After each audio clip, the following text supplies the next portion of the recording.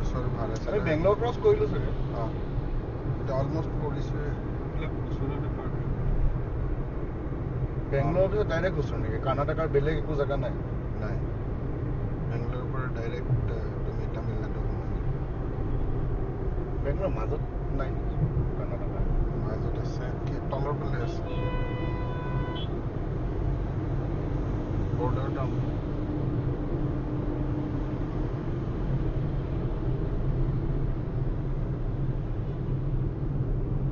বহুত ৰিচেণ্টলৈকেতো মাইচৰখনে কেপিটেল আছিলে ন কৰ্ণাটকাৰ